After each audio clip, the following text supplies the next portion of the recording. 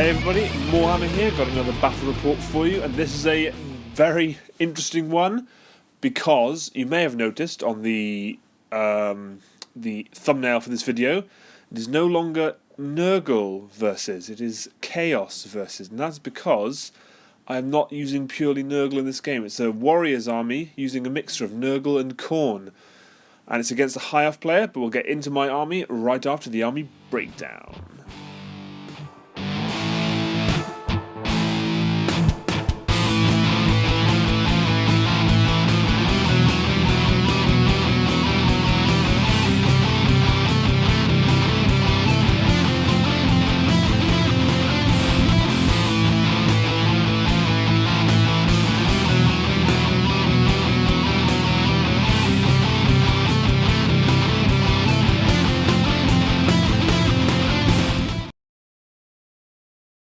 So here's a picture of deployment, and we're playing widthways, rather than the usual lengthways, so it makes it slightly more awkward for these pictures, but it's fine, it's fine.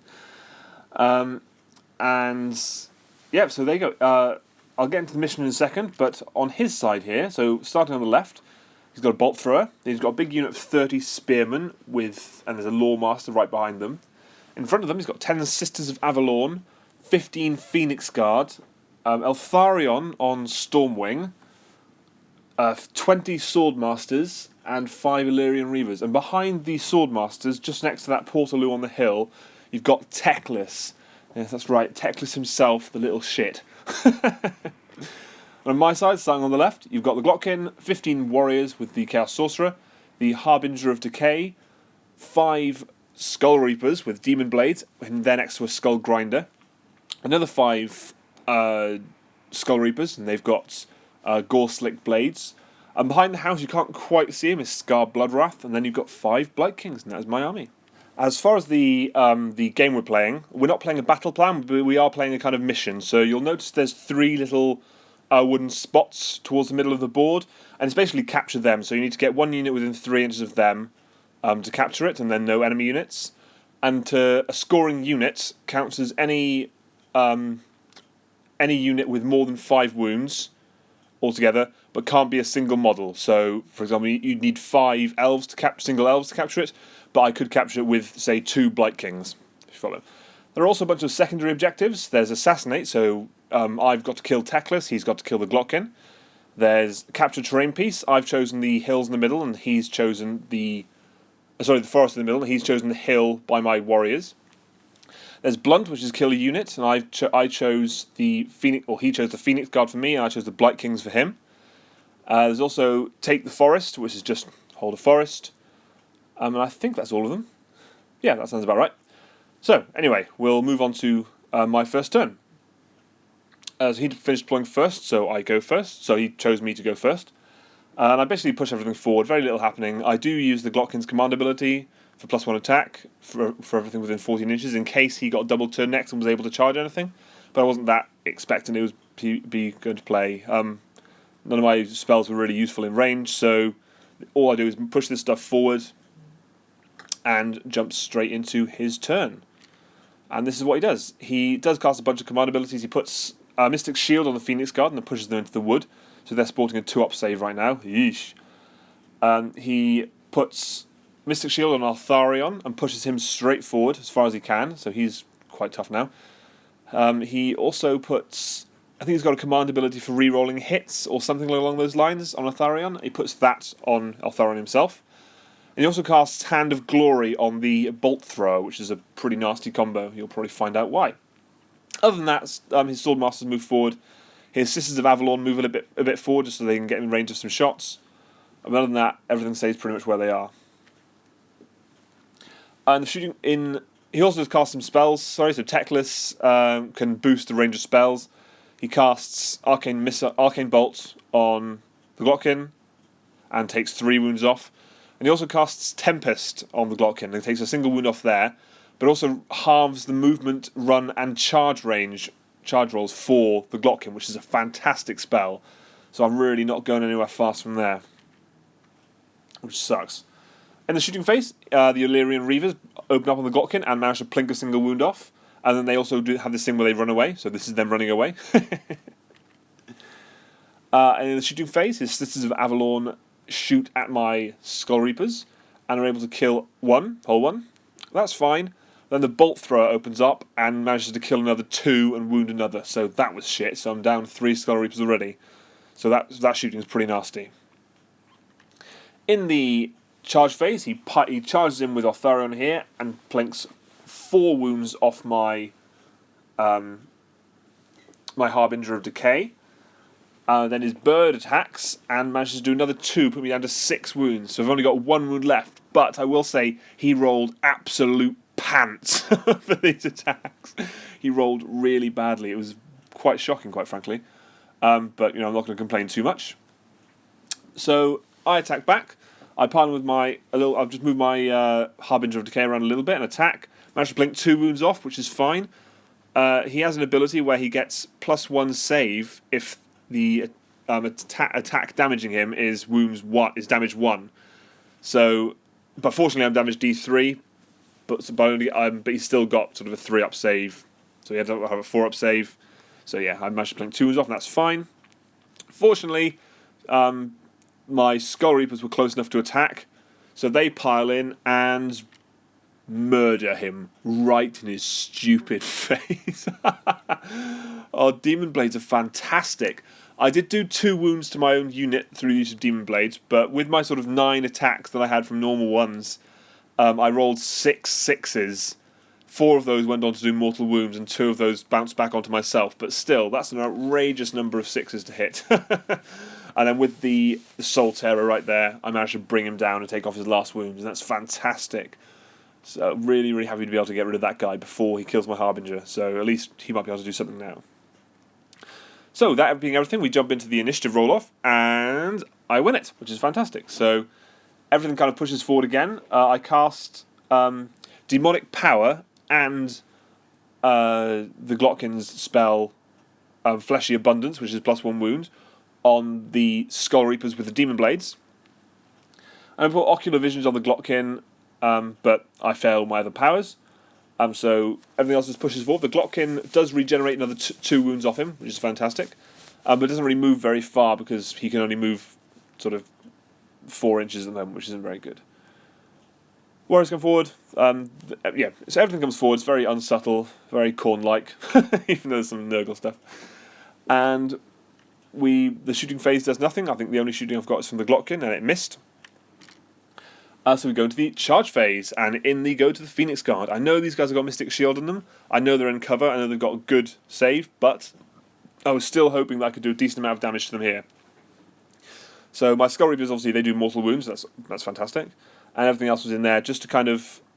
The 2 Skull Reapers that piled in at the bottom there, they're kind of there to stop things piling in too much from the 5 Skull Reapers, the Demon Blade. So they're there to stop him moving around too much. So I was hoping that'll minimise the attacks coming back at them. And same with the Harbinger of Decay. So hopefully these Demon Blade wielding Skull Reapers can really do some damage. So I attack with them first, because they're the best hope. I managed to kill 2 Phoenix Guard, which is alright. I don't roll very well, and they're so good. I didn't realise they had that 4-up ward. They've got 2-up save plus a 4-up ward against all those wounds, so they're really tough to get rid of. But I still took 2 of them out, and that's fine. Then he attacks back with his Phoenix Guard. He's able to kill 2 whole Skull Reapers, and the Harbinger of Decay as well, which is rough, to say the least. Then he also does a wound to the Skull Reapers, who then attack back and kill another 1, which is fine. I can live with that. So we go into his turn, and he pushes some stuff forward. He casts some spells. He gets Hand of Glory back on the Bolt Thrower, which is fine. He casts Arcane Missile again at the Glotkin and plinks another 3 wounds on him. I think he fails to cast Tempest this turn, which is fantastic for me. But he also fails to get Mystic Shield on the Swordmasters. I think he was hoping to get that. So he's pushed them forward. They're going to hopefully charge something, I think. And everything else stays pretty much where it is. In the shooting phase, his Sisters of Avalon and Bolt Thrower concentrate all their firepower on the Light Kings and kill all but 1. Oh, God. So rough. That's tough. But with no other shooting, we go into the charge phase, and the Swordmasters here slam into the warriors, and I was a bit worried about that. And this is the combat he chooses to do first, and he's able to kill 5 warriors total and put a wound on another, so there's a total of 11 wounds, and that's not too bad. There's a lot of these guys, they're very nasty, so I can live with that as damage output. Then I go over here with my Demon Blade wielding Skull Reapers. Sorry, I'm just trying to get the names down. And I'm able to kill another 2 Phoenix Guard, which is fantastic. But then he attacks back and he is able to kill the 2 remaining Skull Reapers, and that's very sad. They didn't do that well. But that's all of his combat, so we jump into my last one. This is my warriors. They pile in around the Swordmasters, and they do end up doing a decent amount of damage. They kill 8 Swordmasters, which is fantastic. I'm really happy with how much damage these guys actually output, considering they usually do absolutely cack and everything, so that's nice. Then we go into the Battle Shock phase, and I do suffer here. I think I lose another 2 guys to Battle Shock, and he loses maybe 1 or 2. Again, I think he loses 1 to Battle Shock, so this is turning out to be a protracted combat, which is fine. So we go into the initiative roll-off, and he wins it. Oof, that's rough. That's real rough. In the shooting phase, so he doesn't really do much movement. All his Illyrian Reavers kind of push forward a bit. He casts Tempest on the Glockkin again and plinks another Mortal Wound. I think he gets Arcane Bolt off as well. And he also gets Mystic Shield off on the Swordmasters, and that's worrying my Chaos Warriors a little bit. And he gets Hand of Glory off the Bolt Thrower, so he'll be doing some stuff. First thing that happens is the Bolt Thrower shoots off the remaining Blight King, which is sad.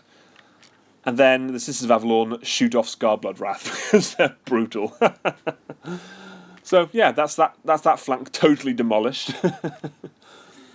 Then we go into combat. He attacks first with his Swordmasters, and he is able to do pretty well. He kills 4 total Chaos Warriors and plinks a wound off another.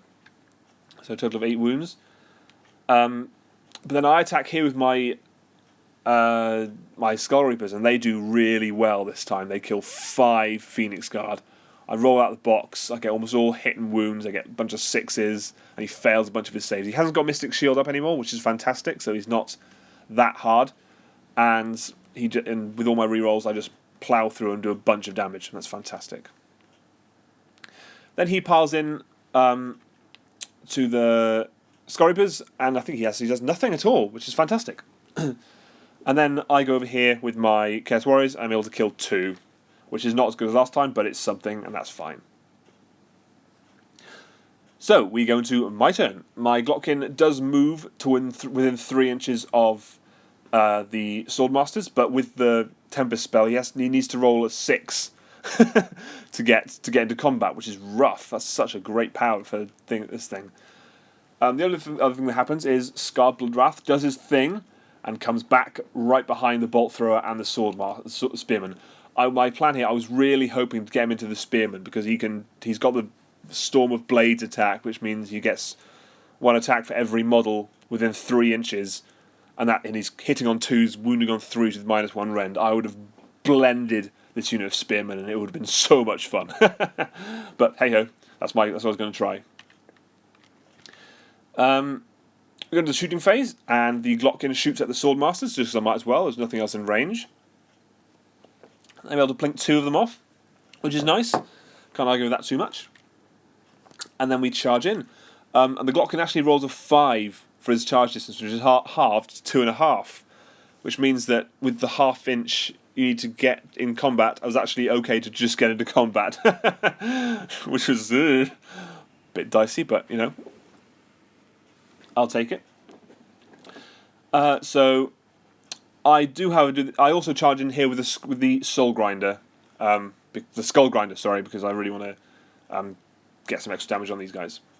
And for some reason, to be honest, I'm not entirely sure why I go with the Skull Grinder first. It was a bit of an odd choice, bit of a boo-boo on my part. Don't know why I did this. I was excited to get him to go, and I totally fluff. I do nothing. And then he attacks over here with his Swordmasters, and he's able to plink 2 Chaos Warriors off, so he does kill 2 of them, and that's fine. But he doesn't do anything to the Glockkin. He attacked the Glockkin with one guy, maybe. So, yay. And then my Skull Reapers attack and do the job the Skull Grinder should have done and murder 4 Phoenix Guard, and that's fantastic. These guys are now getting their rerolls up and running with their Trial of Skulls special rule. That's fantastic. And then the Glockkin goes, and he absolutely fluffs his attacks, and is only able to kill like 2 Swordmasters. It's absolutely pants. I roll so bad here, it's not even funny. Don't laugh. So yeah, with that about being the last thing that happens, we go into the initiative roll-off, and he wins it. He casts Arcane Bolt with Techless at the Skull Reapers and is able to kill one of them, leaving only the single guy remaining. And this is what his movement looks like. He moves his Spearmen kind of around. Oh, I did forget to say in my charge phase, Scar Bloodwrath did try to charge the Spearman, but he failed all charge ranges. He rolled a 4 or something rubbish, so that's fine. So in his movement phase, his Spearmen start to move around to try and claim that objective there. He gets Hand of Glory back off on the Bolt Thrower, because why not? His Illyrian Reavers move around a bit to take some shots at the Glockkin, and the Lawmaster goes towards Scar Bloodwrath with the hope of seeing what he can do in combat. Which I wasn't sure why. I think my opponent just wanted to see how good the Lawmaster was in combat, but that's fine. He does also get Mystic Shield back on the Swordmasters, which I'm not fussed about. They're surely doomed at this point. But his Illyrian Reavers take some pot shots at the Chaos Warrior champion who's left, and are able to plink a single wound off. I think they were hoping to just kill him with that, but fortunately I managed to make most of my saves.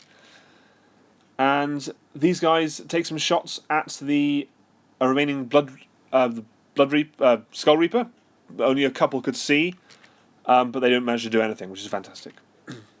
The Bolt Thrower then aims at Scar Bloodwrath, opens up, and is able to do 2 wounds, which is fine. As long as he survives, I'm fine. So yeah, that's all his shooting done. And we go to the combat phase, and his Lawmaster charges in here. But that's it. That's all his charges. So we go into the combat phase, and he goes with his Swordmasters first. Isn't able to do anything to the Glockkin, but is able to kill the final Chaos Warrior. So that's that unit out of the way now. I decided to go with Scar Bloodwrath first because there's not really any point in me going to the Glockkin. He's gone with his Swordmasters, so that's fine. And I don't think his remaining Phoenix Guard is going to do much. And I'm able to put all but 1 wound. I put 4 wounds onto the Lawmaster. That's fantastic. I roll really well. And he rolls pants for his saves. He does actually make one of his saves. I nearly got a perfect 5, which would have been nice. Then he attacks with his Phoenix Guard, does nothing, and then gets smashed in the face with my remaining Skull Reaper. And so that guy's dead now. Kill the Phoenix Guard, and that is a massive bonus for me. Over here he attacks with his Lawmaster and is able to plink a single wound off Scar. That's fine. And then the Glockkin goes and murders the rest of the Swordmasters, so that's them out of the way as well, and that's fantastic. I do think he did manage to get Tempest off this turn as well, so I'm not going too fast on my Glockkin. Anywho, we jump into my turn, and I move the Glockkin as far as I can. I cast Mystic Shield and Demonic Power on him because I might as well. I move my Skull Grinder and Skull Reaper through the woods. Hopefully I can get into one of those units and tie them down and chop them up. So, my shooting, I actually aim at Techless. I was just in range to shoot Techless. I hit him, I wound him, but he makes his save. Oh, he had a 5-up save after Rend, and he makes it. Otherwise I would have slapped him down. That would have been so good. But oh well. Can't win them all. So, we go into the charge phase, and the Skull Grinder goes into the Spearman, and the Skull Reaper goes into the Sisters. The Sisters do, however, have a stand and shoot thing, so they do that, and I managed to kill the Skull Reaper. Ah! So close! Because he would have murdered a bunch of them, and it would have been very satisfying indeed. But oh well, so that's there. So that goes out of the way now, but we do still have the Skull Grinder. He tries to attack, so I end up deciding to go with Scar first, because I might as well, and he's able to kill the Lawmaster, which is fantastic. No more of that Hand of Glory. And it's good to have one of his casters down anywho. So he piles in here against the Skull Grinder, and I love this picture. It just summarises this game so perfectly. We're fucked, but we're going to take as many down as we possibly can. So that's what I was thinking at this point. So, he attacks with his Spearman and is able to put only a single wound onto the Skull Grinder. And he attacks back and smashes 3 of them in the ground, which isn't great, but, you know, it'll do. I'm perfectly happy with that. So we go to the initiative roll-off again, and he wins it again. If I'd got one of these, I could have actually maybe pulled this out. I could have got Techless or got Scar into something useful. Oh, so close. If only I had one of these roll-offs, it would have been so good. But nope, he wins it. Casts Arcane Bolt at the Skull Grinder, plinks another wound off. I think he fails to cast Tempest this turn, which is good for me. No, my bad, sorry. He does cast Tempest this turn again, so he's still casting it. So that's that. Techless then runs away because he's Techless. The Bolt Thrower turns around to try and shoot Scar, and the Illyrian Reavers kind of move around to shoot the Glotkin, and also with their shooting Scarpa thing, I think they're going to try and aim to get into that forest to capture that. So we go into the shooting phase, and Bolt Thrower plinks off Scar, and that's sad. But then he does shoot the Glotkin. I think he does a single wound to it, and also manages to kill, and then also manages to run into the forest, so he's capturing that too, which is sad. In the combat phase, he does this one first, and he is able to stab the Skull Grinder to death, and that's really sad. Then we go into the Battle Shock phase, and boom! Yeah! So Scar Bloodwrath comes back again, stands up, got a bunch of bolts in his neck, but oh well, it's fine. And that's great. So we go into my turn. I try to move to cast some spells. I think I cast Arcane Bolt on the Illyrian Reavers, and I do a couple of wounds. The Glotkin also shoots the Illyrian Reavers for what it's worth, and I'm able to plink a total of 2 of them off, which is fine. It's 2 Illyrian Reavers that would otherwise be dead, and it's still a Battle Shock test. But with basically nothing else happening, I fail. I needed, with Tempest on me, I needed like a double 6 charge to get to the Illyrian Reavers with my Glotkin. So I didn't make it. Scar Bloodwrath failed his charge as well. So we went to the Battle Shock, and he actually rolled really high for his Illyrian Reavers, and 2 of them ran off, which means they can no longer capture the forest, which is fantastic. So we go in. So 2 of those run off, and that is the end of the game. So it was a 5-turn game. Seeing how many we could capture of these, and the scoring was actually quite interesting. In terms of what we had left, it was fairly even. In terms of, kind of, and in terms of objectives scored, it was relatively even. So even though he had the objective in the middle, he didn't score any of his capture the hill or capture the forest or assassinate. He did get his blunt, but then so did I. So we got we. It was a fairly even game, but in the end he did win relatively convincingly because of them scoring that objective in the middle. And that's kind of the main aim of the game, those 3 objectives. So he does win the game. Fantastic game. Really happy with fighting High Elves. It's such a tough game. I think in the future I will need to take some fast things, because that was really where I suffered. I couldn't get to him fast enough. And those Illyrian Reavers, these Sisters of Avalon are so nasty when they can put out the shots like that. But hey ho. Also really enjoyed using the corn stuff, interestingly. So the Skull Reapers were outstanding. Those ones that took out the Phoenix Guard. Really happy with how they did. And same with Scar Bloodwrath. Even though he didn't do much, he seemed like such a thorn in my opponent's side to keep popping up like that and murdering stuff.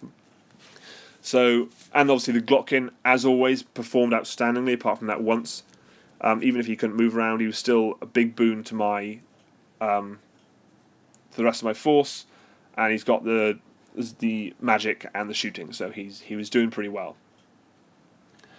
So yeah, that's just about it. It is another loss for the Legions of Nurgle, but we will come back stronger and better than ever before, I assure you. So, thanks very much for watching. Please subscribe to my channel, like the video, or follow me on Twitter at morewargames.